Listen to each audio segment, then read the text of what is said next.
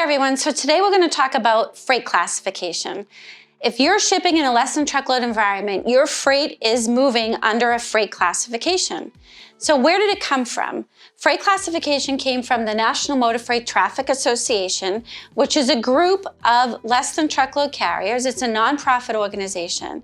And what they've tried to do is take all of the freight product descriptions, categorize them, and standardize them by utilizing a freight classification. So how do you figure out what your freight class is?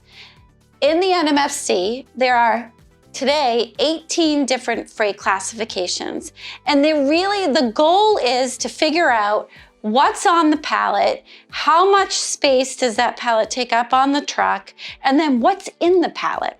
Those are pretty much the three big factors that matter.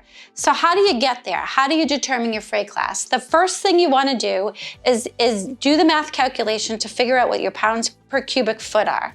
So that's taking the length times the width times the height of the pallet, and then you're going to divide it by 1728.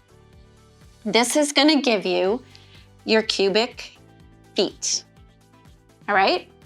From there, you're going to take the weight of the pallet and you're going to divide that by your cubic feet. And that's going to give you your pounds per cubic foot.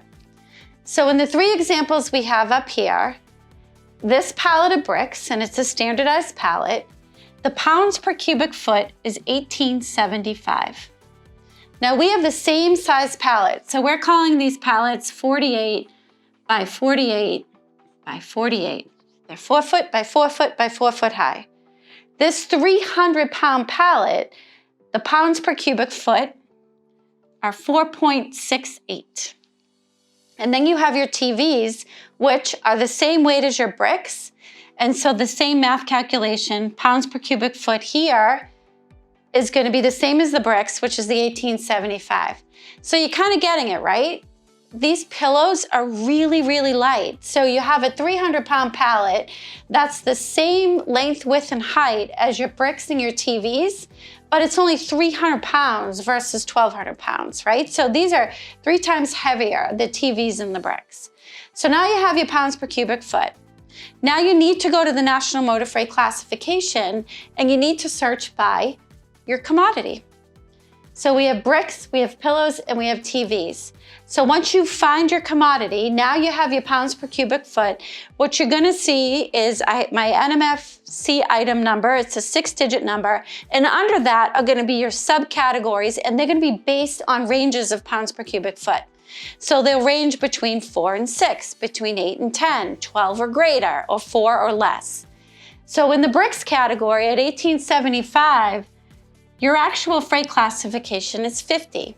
Again, keep in mind now as we keep going here, the lower the freight classification, the lower the freight cost. So think about freight class like $1. The higher it goes, the higher of the freight cost you're gonna pay. So the bricks are gonna ship at 50. The pillows, again, because they're very light, they're gonna move at a class 200. That's a really big jump from class 50. You're only gonna pay for 300 pounds of it, but you're gonna pay it at a very high class. And now we come to TVs, and this is really when the commodities matter. Because again, we have the same weight pallet as the bricks to the TVs, and we have the same dimensions. And the pounds per cubic foot are exactly the same as the bricks, but these TVs are gonna move at class 175. And that's because these TVs are more valuable than those bricks. So freight classification is all about pounds per cubic foot, which is how much utilization are you putting on my truck, on my trailer, and then what are you putting on it? Because value does matter as well. So that's freight classification.